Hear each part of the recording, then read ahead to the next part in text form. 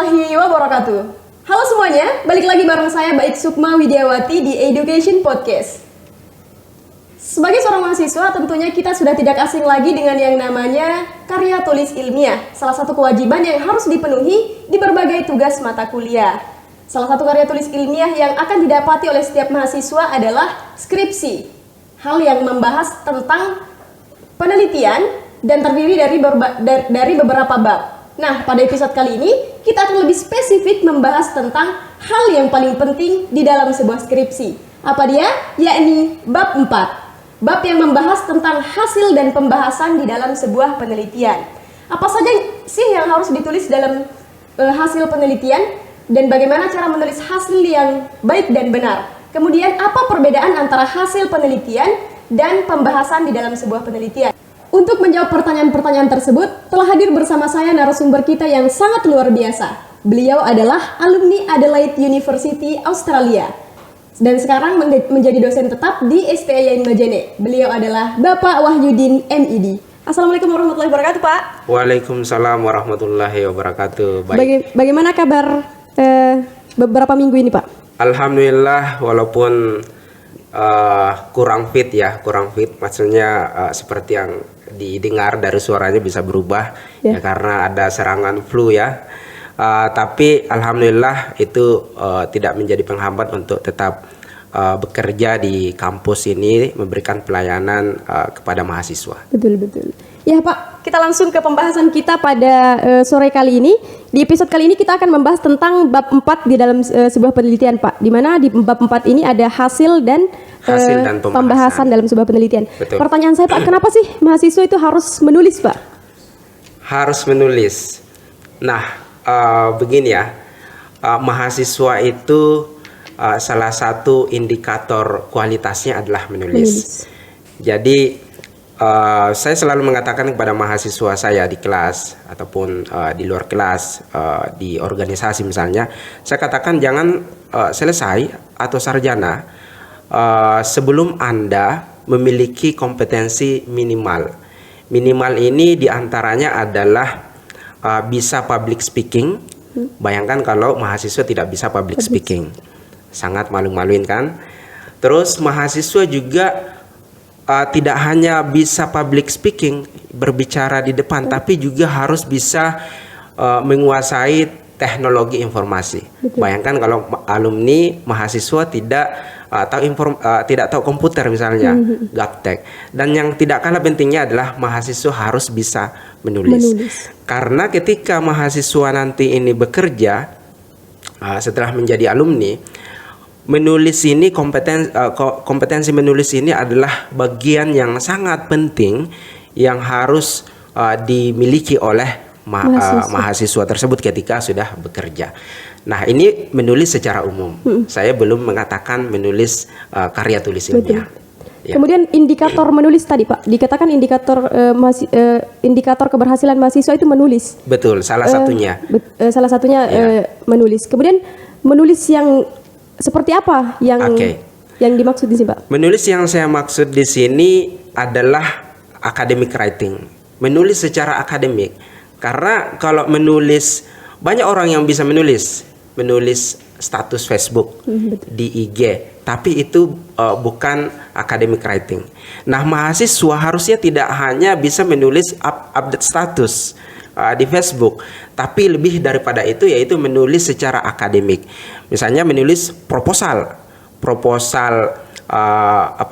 kegiatan, itu salah satu contoh tulisan akademik. Menulis makalah, menulis business plan, dan yang tidak kalah pentingnya adalah menulis penelitian, karya tulis ilmiah yang mungkin kita akan bahas pada berapa menit ke depan. Nah, salah satu kewajiban mahasiswa sebelum lulus yakni skripsi, Pak. Nah, kita mau lebih spesifik membahas tentang bab 4-nya nih. Kemudian di bab 4 itu, Pak, ada hasil dan pembahasan. Kita akan coba bahas satu persatu, Pak, tentang hasil dan pembahasan ini. Ya.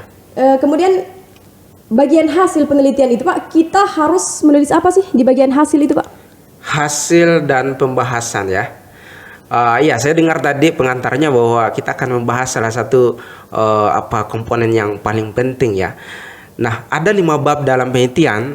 Saya tidak mengatakan bahwa yang mana paling penting, karena sebenarnya sangat penting semuanya.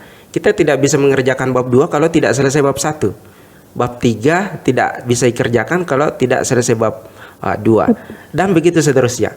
Nah, anggaplah kita sudah menyelesaikan bab 1 sampai 3, kita sudah berada pada tahap bab 4, yaitu hasil dan pembahasan. Nah, ini sangat penting karena bab 3 ini adalah sifatnya rencana. Jadi kita berencana apa yang akan dilakukan dalam konteks penelitian. Nah, hasil dan pembahasan ini adalah kita melaporkan apa yang sudah dilaksanakan. Apa yang sudah dilaksanakan, kita laporkan dalam bentuk hasil dan pembahasan. Nah, sesuai dengan namanya, bab 4 hasil dan pembahasan. Yang pertama kita akan paparkan di situ adalah hasil penelitian kita. Apa yang sudah Anda teliti, Anda jelaskan di bab 4. Kemudian di bagian yang lain adalah pembahasan. Nah, hasil itu apa maknanya? Itu harus dibahas. Jadi saya kira singkatnya seperti itu. Dalam hasil itu Pak, apakah kita jelaskan dulu runtutan hasil baru kita bahas di pembahasan, atau kita bahas dulu tentang hasil itu, atau seperti apa Pak? Ya, itu tentang gaya menulis saja. Anda akan temui di beberapa karya tulis akan dibagi. Yang pertama adalah bagian hasil, kemudian bagian pembahasan. Maksudnya misalnya dia tulis bukan, tetap satu bab 4, kemudian ada heading, yaitu babnya A, dia tulis hasil. Kemudian dia akan tuliskan pada bagian tersebut hanya hasil penelitiannya. Kemudian setelah itu akan dilanjutkan dengan bagian B, pembahasan. Kemudian khusus membahas pembahasan. Tapi juga akan ditemui dalam beberapa artikel atau laporan penelitian, hasil dan pembahasan ini tidak dipisah lagi. Jadi hasil dan pembahasan itu sudah ditulis secara bersamaan, gitu. Jadi dan kedua-duanya benar, tidak ada masalah. Jadi yang mana kita harus diikuti adalah lihat institusinya. Misalnya baik kuliah di KPI ya, KPI Stijn-Majene. Nah, lihat format yang disyaratkan oleh prodinya. Apakah membolehkan, apakah mengharuskan A dulu hasil, kemudian B pembahasan, atau harus digabung. Nah, kalau tidak diatur berarti Anda bebas pilih style yang mana Anda gunakan. Tapi tidak ada perbedaan di antara kedua. Kalau kita pakai yang hasil dulu, apakah tidak ada perbedaan nantinya Pak? Tidak ada perbedaan secara substansi, karena yang namanya hasil dan pembahasan itu tidak akan berubah dengan Anda menulis pengaturan penulisan kayak tadi. Jadi tidak akan ada yang berubah. Jadi itu tentang gaya menulis saja. Kontennya tetap akan sama. Kemudian Pak, di dalam penelitian itu kan ada metode kualitatif dan ada metode kuantitatif. Betul. Nah, kalau menulis hasil penelitian kuantitatif secara runtut atau berurutan bagaimana Pak? Apa saja yang akan ditulis kalau kuantitatif Pak? Ya, secara umum sebenarnya ada 3, ada kuantitatif, kualitatif, dan campuran ya, mix. Mengenai penulisan sistematika sama saja. Jadi khusus di bab 4 sama dengan tadi, boleh hasil dulu kemudian pembahasan atau langsung secara bersamaan. Jadi tidak ada lagi dipisahkan ini A hasil, B pembahasan. Begitu juga dengan kualitatif. Begitu juga dengan mixed method, bisa digunakan dua-duanya. Jadi tidak ada aturan secara baku untuk ini yang harus diikuti, format ini yang harus diikuti kalau kita milih kuantitatif. Kalau kita milih kualitatif, kita harus mengikuti format yang ini. Jadi, ini untuk di hasil dan pembahasan. Jadi tidak ada perbedaan antara kualitatif dan kuantitatif di bagian hasil ini Pak? Tidak ada perbedaan dalam hal cara menyajikan, cara menulis ya. Tapi tentunya akan berbeda dari penampakannya, maksudnya datanya, hasilnya, kontennya pasti akan berbeda. Kalau di pembahasan Pak, apakah tidak ada juga? pembahasan itu sebenarnya adalah bagaimana kita memaknai ya, dalam bahasa saya memaknai. Karena misalnya seperti ini, Anda sudah melakukan penelitian, terus hasilnya sudah didapatkan. Pertanyaan kemudian, apa makna dari hasil tersebut? Saya kasih contoh ya. Misalnya mahasiswa jurusan bahasa Inggris melakukan penelitian yang berjudul pengaruh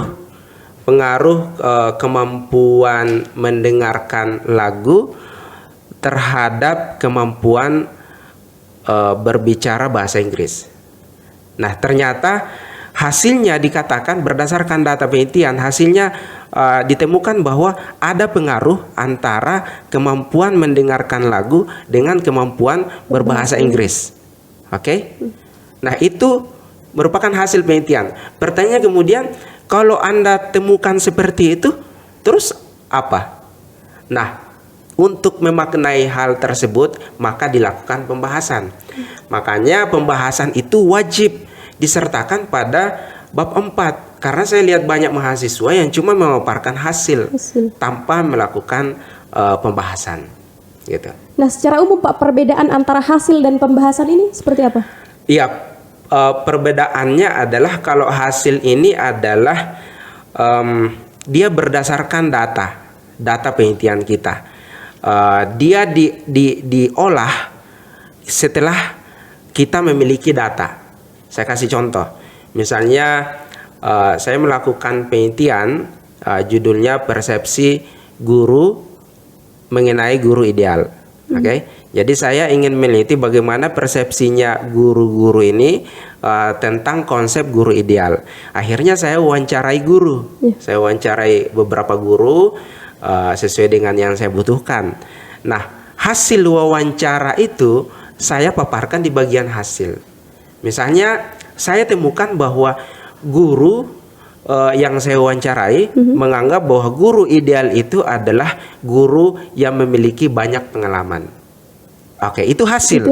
Nah, ketika saya mau jadikan ketika saya nulis pembahasan, nah kalau guru yang saya wawancarai menganggap guru ideal itu adalah guru yang berpengalaman, terus apa yang bisa saya maknai? Saya bisa mengatakan bahwa misalnya, oh ternyata hasil penelitian saya mengatakan guru ideal adalah guru yang memiliki banyak pengalaman. Ini didukung oleh pendapatnya siapa? Misalnya pendapatnya Munif Chatib misalnya, salah satu pakar pendidikan di Indonesia. Jadi hasil penelitian saya ini didukung oleh penelitian yang lain atau teori yang lain. Nah, ketika saya menghubungkan hasil penelitian saya dengan teori yang lain, maka itu sudah masuk dalam ranah pembahasan. Jadi di mana bedanya? Pertanyaan tadi, di mana bedanya sebenarnya? Bedanya adalah hasil itu murni diekstrak dari data penelitian kita. Sedangkan pembahasan itu kita sudah mengaitkan dengan opini, mengaitkan dengan teori dan referensi yang ada. Tapi Pak, di bagian pembahasan ini banyak mahasiswa yang asal menulis, artinya dia mengcopy paste dari berbagai sumber tadi. Tapi apakah di situ harus ditulis opini atau langsung copy paste saja? Misalkan teori ini mengatakan ini, itu di pembahasan Pak? Tidak. Jadi kalau copy paste atau ketika Anda mengatakan banyak mahasiswa copy paste, itu sudah salah. Jadi memang tidak dibolehkan kita dalam penelitian sekedar copy paste saja. Harus ada harus mengikuti aturan kaidah pengutipan yang benar. Jadi misalnya saya hasil penelitian saya ingin kaitkan dengan hasil penelitian yang lain.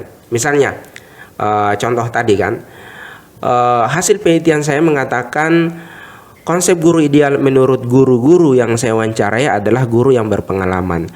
Ternyata hal ini berbeda dengan penelitiannya Sukma. Mungkin Sukma sudah melakukan penelitian pada tahun 2020. Ternyata menurut mereka, menurut Sukma, pengalaman tidak menjadi penting, tidak terlalu penting bagi guru ketika mengajar. Artinya bertolak belakang kan? Bertolak belakang dengan penelitian saya. Itu bisa jadi dimasukkan di bagian pembahasan. Jadi saya mengatakan bahwa ternyata ini kontradiksi dengan teori yang ditemukan dengan hasil penelitiannya Sukma. Nah, kalau bertentangan, kira-kira apa penyebabnya? Berarti bisa jadi itu hasil analisis saya. Itu bisa jadi dianggap sebagai pendapat saya. Itu masuk dalam bagian pembahasan.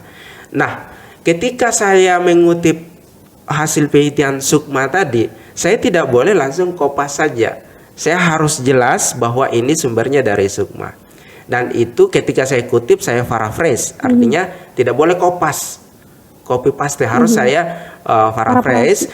Kemudian saya harus melakukan pengutipan dengan aturan yang benar.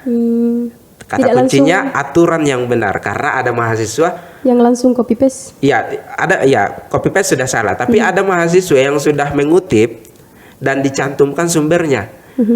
Terus dia merasa bahwa dia sudah benar karena sudah mengutip. Tapi mengutip itu tidak harus mengikuti aturan juga. Jadi walaupun Anda mengutip, kalau tidak sesuai dengan aturan, maka itu bisa dianggap salah. Ya. Plagiat saya Pak. Bisa jadi dianggap plagiat. Saya katakan bisa jadi karena tentunya harus dilihat lagi. Itu. Tapi kalau Anda sudah kopas tanpa menulis sumbernya, itu pasti plagiat. Betul. Dan itu tidak dibolehkan dalam dunia akademik. Nah, itu kalau kualitatif tadi Pak. Semuanya. Kalau kuantitatif? Kalau kuantitatif, hasil dan pembahasan dari style penulisan itu sama saja ya. Tapi yang membedakan itu kan kuantitatif, salah satunya dilihat dari datanya. Kalau datanya berupa angka-angka itu kuantitatif. Kalau datanya kata-kata kualitatif. Jadi akan berbeda juga dari cara pengumpulan datanya. Misalnya kualitatif karena dia mendapatkan kata-kata, dia wawancara. Kalau kuantitatif bisa jadi dites, ya kan? Misalnya angket boleh. Tes boleh, misalnya tes kemampuan berbahasa Inggris. Itu kan nilai kan, dalam bentuk nilai, ada nilai 10, 20, 30 dan seterusnya. Nah, itu disajikan dalam bentuk tabel, misalnya gambar dalam kemudian kita ketahui rata-ratanya. Misalnya rata-rata prestasi belajar bahasa Inggris di Steinmajene itu 70 dalam kategori baik. Jadi secara penulisan sama saja. Yang membedakan adalah kontennya. Kita akan melihat banyak angka ketika penelitian itu kuantitatif. Kita akan melihat banyak kata-kata, narasi, gambar ketika itu kualitatif. Kalau campuran, ya dua-duanya pasti akan terlihat. Kemudian Pak, trik agar mudah menulis dan menyajikan pembahasan di dalam sebuah penelitian Pak. Trik agar mudah menulis, ya tentunya yang pertama adalah Anda nulis, ya kan? Harus mulai dulu Pak. Harus langsung nulis. Karena kalau teori sebenarnya mahasiswa sudah cukup akan teori. Misalnya di KPI ini mata kuliah penelitiannya kalau tidak salah 3. Di PAI Pendidikan Agama Islam itu 2 atau 3 ya. Di TBI itu cuma 1. Di TBI itu cuma 1. Dan kalau kita melihat mata kuliah, harusnya mahasiswa kita ini sudah pintar menulis karena sudah banyak mata kuliahnya kan. Tapi kenapa masih banyak yang tidak bisa ketika skripsi? Karena yang dia dapat cuma teori. Jadi harusnya praktik. Nah, itu yang saya terapkan di mata kuliah saya di TBI, Research Methodology. Walaupun cuma 1, tapi 1 mahasiswa, setiap mahasiswa untuk bisa lulus harus menghasilkan karya tulis bab 1 sampai 5. Dan itu mereka banyak yang bagus tulisannya. Tahun lalu ada 1 mahasiswa itu hasil tugasnya jadikan jurnal kita kirim ke jurnal terbit di Sinta 5. Wow. Kemudian kita bikinkan hakinya, terbit lagi hakinya. Itu hasil praktik mata kuliah. Mata kuliah. Jadi tips yang paling utama adalah tentunya mulai langsung menulis. Yang kedua adalah tetap belajar. Belajar itu jangan cuma tanya dosennya bagaimana caranya. Anda harus aktif baca buku, kemudian diskusi dengan dosennya. Kalau tips menyajikan pembahasan, Pak? Tips menyajikan pembahasan, Anda harus memiliki kemampuan menulis pastinya. Jadi kemampuan menulis yang saya maksud adalah menulis kalimat misalnya secara baik dan benar. Karena banyak mahasiswa, kenapa tulisannya hancur? Karena dia tidak bisa membedakan yang mana subjek, predikat. Satu kalimat itu tidak diketahui apa maknanya. Atau satu paragraf ternyata satu paragraf kan biasa panjang kan, misalnya ada sampai 80 kata. Ada mahasiswa yang tulis itu tapi satu kalimat, bayangkan panjangnya kalimat itu sampai dalam bentuk satu paragraf. Jadi kalau untuk menulis hasil dan pembahasan itu yang tidak kalah pentingnya adalah Anda harus menguasai tata tulis, bagaimana penggunaan tanda baca, huruf tanda koma, tanda titik, itu masih banyak mahasiswa yang belum paham. Tips menulis baik yang benar, Pak? Ya tentunya kembali lagi nulis, terus jangan malu untuk perlihatkan tulisannya, karena bagaimana Anda tahu tulisan Anda sudah benar atau salah kalau tidak diperlihatkan. Saya misalnya tadi katakan saya kuliah di Adelaide University. Ketika saya mendaftar tulis aplikasi itu dibaca 1-2 orang teman saya. Padahal saya sudah rajin menulis. Sudah rajin menulis saya sejak S1. Sudah jadi ketua lembaga penelitian.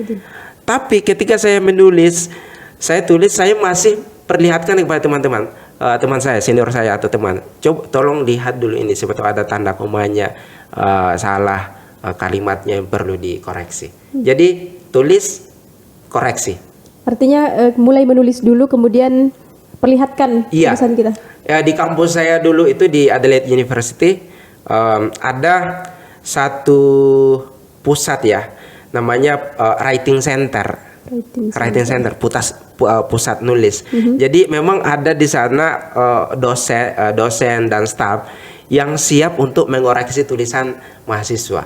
Jadi mahasiswa sebelum kita kan kayak kerja makalah kan, sebelum makalah itu dikumpul, kita bisa booking ya. Saya daftar, misalnya hari Rabu jam sekian, saya daftar untuk ketemu stafnya supaya tulisan saya dikoreksi. Karena kita kan orang Indonesia, mereka bule gitu kan, mereka harus lihat betul dikoreksi. Tapi bukan cuma bahasanya, kontennya juga. Nah, kampus yang baik itu adalah ada writing centernya sebenarnya. Oke, mungkin Bapak bisa memberikan apa harapan untuk harapan Bapak kepada mahasiswa-mahasiswa tentang pembahasan kita pada kesempatan kali ini? Harapan banyak ya, maksudnya banyak. Harapannya adalah mahasiswa kita itu sukses, ya kan? Itu harapan saya. Tapi sukses itu tidak bisa didapat tanpa melalui proses. Orang yang sukses harus mengiringi proses pengembangan diri. Nah, ada banyak hal yang perlu dilakukan pengembangan mengenai kemampuan kita. Nah, salah satunya yang harus dijadikan agenda adalah perbaikan kemampuan menulis.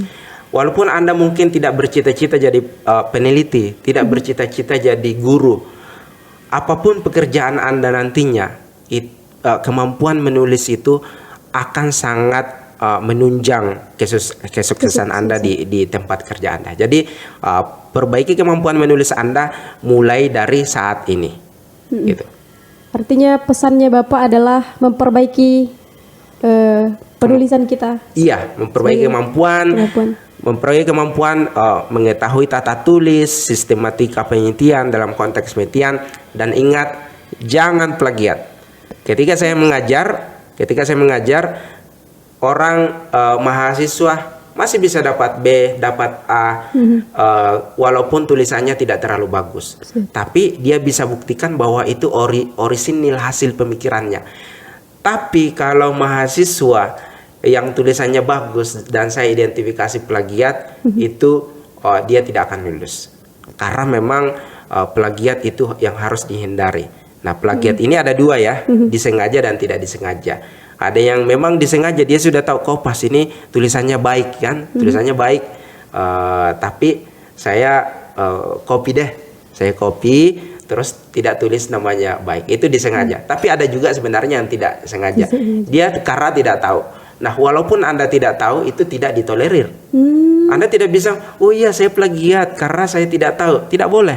Jadi yang harus Anda lakukan adalah belajar mencari tahu supaya Anda tidak plagiat. Siap. Terima kasih saya ucapkan kepada Bapak Wahyudin yang telah menyempatkan diri untuk bisa hadir di kesempatan pada hari ini. Kesimpulannya adalah kita harus mulai menulis. Apapun yang terjadi, kita sebagai seorang mahasiswa harus menulis. Saya Baik Sukma Widiawati, terima kasih telah menyaksikan Education Podcast. Sampai jumpa di episode selanjutnya.